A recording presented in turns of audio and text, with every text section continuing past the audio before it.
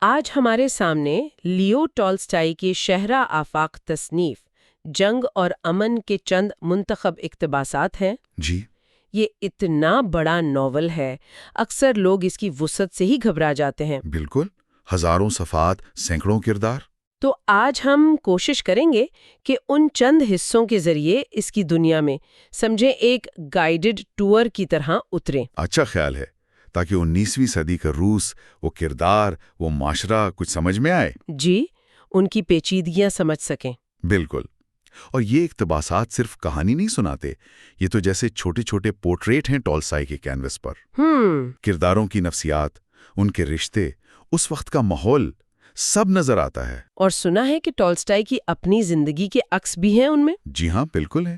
وہ جو ان کا باہر کا سفر تھا، یا ایک پھانسی انہوں نے دیکھی، اوہ، اس کا اثر ملتا ہے۔ یا پھر وہ جو یاسنایا پولیانا میں انہوں نے اسکول کھولا تھا کسانوں کے بچوں کے لیے۔ اچھا۔ ہاں، تو وہ کرداروں کی جو معنی کی تلاش ہے یا معاشرے کو بہتر بنانے کی خواہش ہے، اس میں یہ چیزیں جھلکتی ہیں۔ اور ایک اور بات، وہ ترجمے والی، وہ بھی تو ایک چیلنج ہے نا؟ بہت بڑا چیلنج۔ پیش لفظ میں ذکر بھی ہے اس کا ہاں، میں نے بھی پڑھا تھا کہ روسی زبان کی روح کو، اس کے اصل لہجے کو دوسری زبان میں کیسے لایا جائے، بغیر اس کے کہ وہ بالکل لفظی ترجمہ لگے یا مطلب ہی کھو جائے۔ صحیح۔ جیسے وہ مثال دی تھی نینادا کی۔ جی اب اس کا سیدھا ترجمہ "That's not necessary" شاید وہ بات نہ پہنچائے جو سیاق و سباق میں ڈونٹ سے آئے۔ بالکل۔ وہ لہجہ، وہ احساس اہم ہے۔ تو چلیں انہی اقتباسات سے شروع کرتے ہیں۔ ٹھیک ہے۔ دیکھتے ہیں 19ویں صدی کی روسی اشرافیہ، ان کی محفلیں، محبت، شادی، جنگ اور وہ معنی کی تلاش، یہ سب کیسے دکھایا گیا ہے۔ چلیں تو سب سے پہلے سینٹ پیٹرزبرگ چلتے ہیں، اینا پاولونا شیرر کی محفل میں۔ اینا پاولونا، وہیں سے تو سب شروع ہوتا ہے ایک طرح سے۔ یہ تو ایک سٹیج ہے جہاں کرداروں کے اصلی رنگ فوراً نظر آ جاتے ہیں۔ جیسے پیئر بوزخوف۔ بالکل، پیئر، جسے ابھی وراثت ملی ہے، امیر تو ہو گیا ہے، لیکن محفل کے آداب نہیں آتے۔ ہاں، سماجی طور پر بے ڈھنگا اور نظریاتی طور پر بھی بے باک۔ وہ جو ڈیوک آف اینگن کی پھانسی پر وہ کہہ دیتا ہے کہ نپولین نے ٹھیک کیا۔ ہاں، وہ تو محفل میں جیسے ہلچل مچ گئی۔ وہ صرف اس کی سادگی نہیں، وہ اس معاشرے کے اصولوں سے یا تو ناواقف ہے یا بغاوت کر رہا ہے۔ وہیں پھر پرنس آندرے بولکونسکی بھی ہے، ذہین لیکن اپنی زندگی سے بیزار۔ جی، خاص طور پہ اپنی بیوی لیزا سے۔ اس کی آنکھوں میں ایک عجیب سی غیر مطمئن کیفیت ہے، جیسے وہ اس ساری سطحیت سے اوپر اٹھنا چاہتا ہو۔ اور لیزا؟ وہ اپنی ہی دنیا میں مگن لگتی ہے۔ ہاں، چھوٹی شہزادی اپنی مسکراہٹوں اور باتوں میں مصروف۔ شوہر اندر سے کیا محسوس کر رہا ہے، شاید اسے اندازہ ہی نہیں۔ پھر پرنس واسیلی اور اس کے بچے ہیلن اور اناتول۔ کوراگین خاندان۔ واسیلی تو ایک موقع پرست درباری، ہر قیمت پر فائدہ حاصل کرنا ہے۔ اور بچے؟ ہیلن تو بہت خوبصورت دکھائی گئی ہے۔ خوبصورتی جیسے ایک نقاب ہو، شاید اندر کچھ نہیں۔ اور اناتول، وہ تو ایک خطرہ لگتا ہے، لاپرواہ۔ اور وہ تیسرا بیٹا ہپولٹ؟ ہپولٹ، اپنی بے معنی باتوں اور عجیب لباس کے ساتھ، وہ جو پتلون کا رنگ بتایا، ڈرپوک اپسرا کی راں جیسا۔ ہاں، وہ تو جیسے اس محفل کی بناوٹ اور کھوکھلے پن کو اور بھی واضح کر دیتا ہے۔ ٹالسٹائے نے کوئی کسر نہیں چھوڑی۔ لیکن یہ تو سینٹ پیٹرزبرگ کا ایک رخ ہوا۔ ماسکو میں رستوف خاندان کا ماحول بالکل مختلف ہے۔ جی بالکل، اینا پاولونا کی محفل اگر رسمی اور ٹھنڈی ہے، تو رستوف کا گھر گرم جوش، جذباتی، خاندانی ہے۔ وہاں نام کے دن کی تقریب ہو رہی ہے، مہمان ہے، شور شرابہ ہے۔ اور کاؤنٹ ایلیا روسٹوف، خاندان کے سربراہ، دریا دل، مہمان نواز۔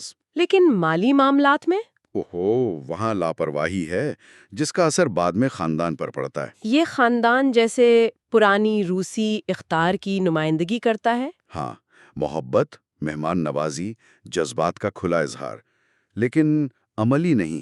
ان کے بچے بھی، نکولائے جو فوج سے آیا ہے اور جنگ کی کہانیاں سنانے کو بے چین ہے، اور نتاشا 13 سال کی، زندگی سے بھرپور، شوخ، ہر جذبے کو شدت سے محسوس کرنے والی۔ سونیا بھی ہے، وہ غریب بھتیجی، خوبصورت، حساس، نکولائے سے محبت کرتی ہے۔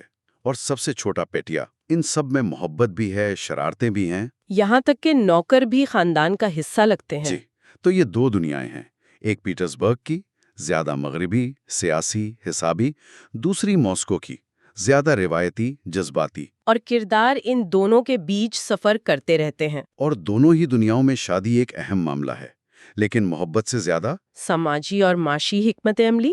بالکل۔ پرنس واسیلی اس کھیل کا ماہر ہے، دیکھیں کیسے وہ پیر کے گھر جا کر ہاں، اس کی ناتجربہ کاری کا فائدہ اٹھا کر اپنی بیٹی ہیلن کی شادی اس نئے امیر سے طے کرا دیتا ہے۔ ایسی شادی جس کی بنیاد ہی غلط ہے۔ سراسر مفاد پرستی، انجام تو برا ہونا ہی تھا۔ وہ اناتول کے لیے بھی تو ایک امیر لڑکی ڈھونڈ رہا تھا، پرنسس ماریا۔ جی، پرنس آندرے کی بہن، خوبصورت نہیں لیکن امیر بہت ہے، بالڈ ہلز جاتا بھی ہے اناتول کو لے کر۔ لیکن بات نہیں بنتی۔ ہاں، خاص طور پر پرنسس ماریا کے والد بوڑھے پرنس کی وجہ سے، وہ بہت سخت تھے۔ اور بورس ڈروبتسکوئی، وہ بھی تو۔ ہاں، بورس، وہ اپنی ماں کی مدد سے کیریئر بنا رہا ہے اور سوچ سمجھ کر جولی کاراگینا سے شادی کر لیتا ہے۔ امیر ہے لیکن شاید زیادہ پرکشش نہیں۔ تو یہ شادیاں یا کوششیں دکھاتی ہیں کہ معاشرے میں دولت اور حیثیت کتنی اہم تھی۔ جذبات اکثر پیچھے رہ جاتے ہیں۔ پیر اور ہیلن کی شادی کا انجام تو ہم نے دیکھا، جی، افواہیں، گمنام خط، اور پھر وہ ڈویل۔ ڈولو خوف کے ساتھ۔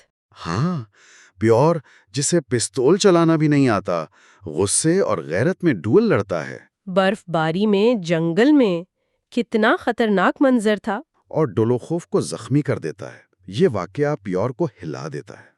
اسے اپنی شادی، اپنی زندگی کی بے معنویت کا احساس ہوتا ہے۔ یہ صرف ایک ڈویل نہیں تھا، یہ اس معاشرے کی کھوکھلی غیرت کی علامت بھی تھی۔ بالکل۔ لیکن کیا سچی محبت بھی ہے کہیں، جیسے پرنس آندرے اور نتاشا کی؟ ہاں، وہ رشتہ زیادہ گہرا، زیادہ سچا لگتا ہے۔ آندرے جو زندگی میں نئی معنویت ڈھونڈ رہا تھا، بیوی کی موت اور جنگ کی مایوسی کے بعد، وہ نتاشا کی زندگی سے بھری شخصیت کی طرف کھنچتا ہے۔ مگر یہاں بھی رکاوٹیں۔ آندرے کا باپ راضی نہیں، جی، بوڑھا پرنس، وہ 1 سال انتظار کی شرط لگا دیتا ہے۔ اور اسی 1 سال میں وہ اناتول والا واقعہ ہو جاتا ہے۔ ہاں، نتاشا اناتول کوروگانین کے فریب میں آ جاتی ہے۔ اناتول جو پہلے ہی شادی شدہ ہے، خفیہ طور پر وہ نتاشا کو بھگا لے جانے کا منصوبہ بناتا ہے۔ ایک تباہی ہوتی اگر ماریا، دمتریونا اور سونیا اسے روک نہ لیتی۔ جی، لیکن اس واقعے سے نتاشا ٹوٹ جاتی ہے۔ آندرے سے منگنی ختم۔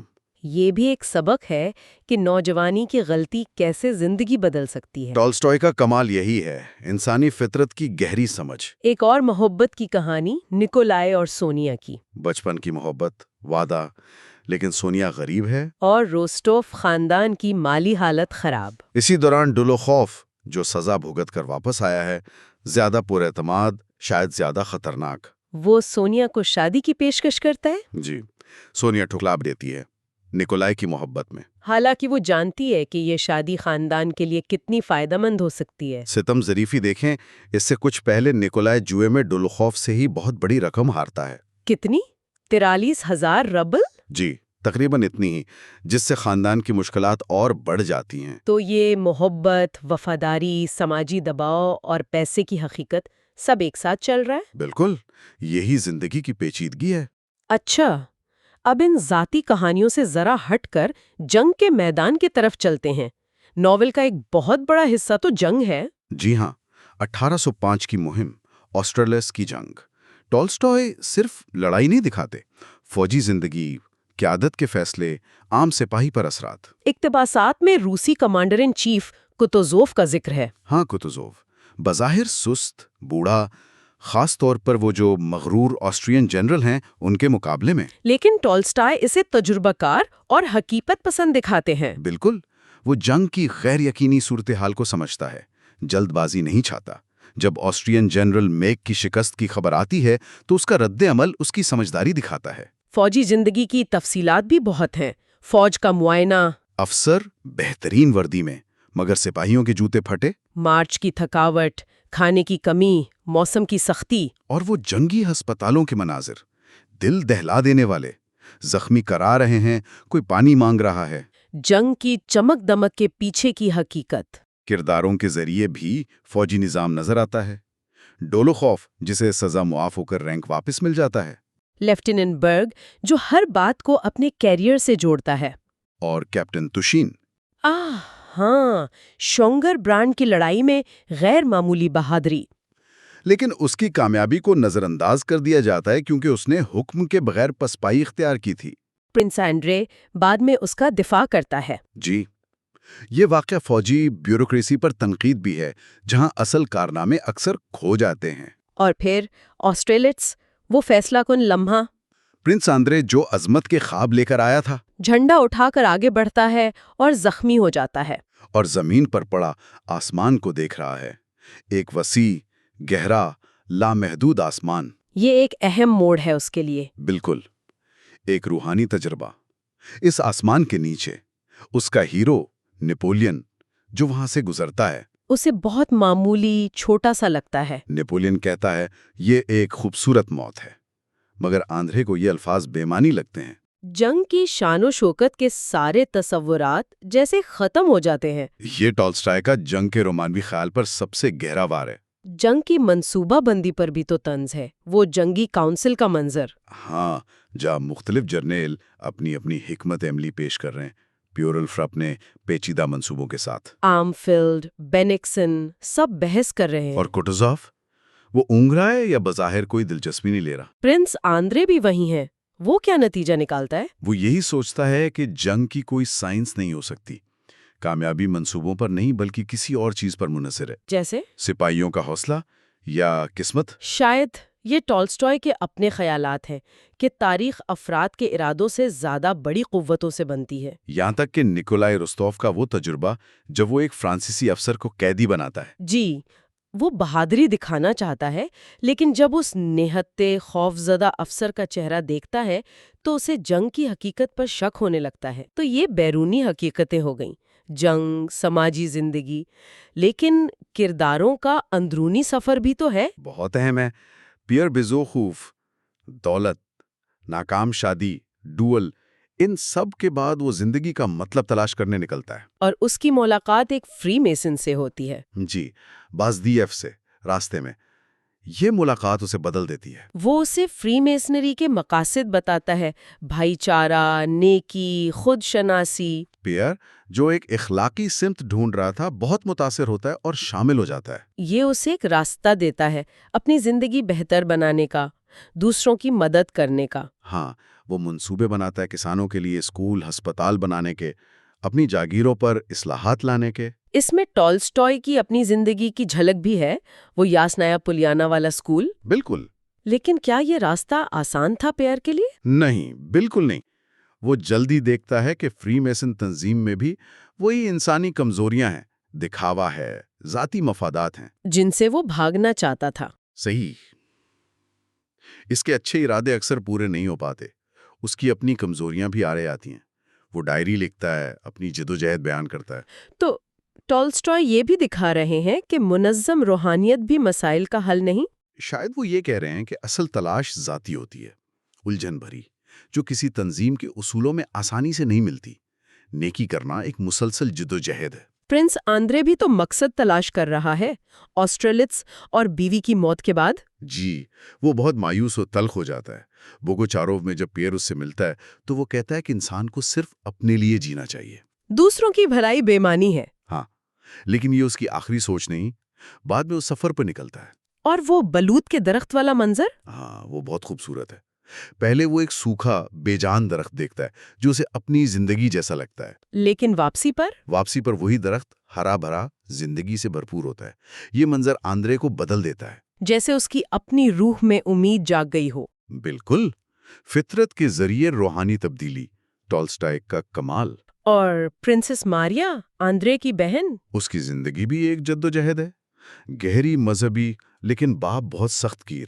وہ زائرین سے ملتی ہے، تسکین پاتی ہے۔ جی، اس کی زندگی صبر اور قربانی کی ہے۔ باپ کا غصہ برداشت کرنا، بھائی کی منگنی، پھر علیحدگی، باپ کی موت۔ اور پھر وہ بوگوچاروف میں کسانوں کی بغاوت 1812 میں۔ ہاں، وہ وہاں پھنس جاتی ہے، نکلنا چاہتی ہے، کسان نہیں جانے دیتے۔ اس کی بے بسی، اس کا خوف، اس کی محفوظ دنیا اور باہر کی حقیقت کا ٹکراؤ۔ بالکل۔ پھر نکولائے رستوف اتفاقاً وہاں پہنچتا ہے اور اسے بچاتا ہے، جو ان کے مستقبل کے رشتے کی بنیاد بنتا ہے۔ تو ماریا کی کہانی دکھاتی ہے کہ ایمان اور فرض شناسی بھی آزمائشوں سے نہیں بچاتی۔ صحیح۔ تو ان تمام اقتباسات سے گزر کر ہم نے دیکھا کہ ٹالسٹائی نے کتنی وسیع تصویر کشی کی ہے 19ویں صدی کے روس کی۔ جی، شاندار محفلوں سے لے کر جنگ کے میدانوں تک، محبت کی پیچیدگیوں سے روحانی تلاش تک۔ اور یہ سارے کردار پیر، آنڈرے، نتاشا ماریا، نکولائے اپنی اپنی جنگیں لڑ رہے ہیں۔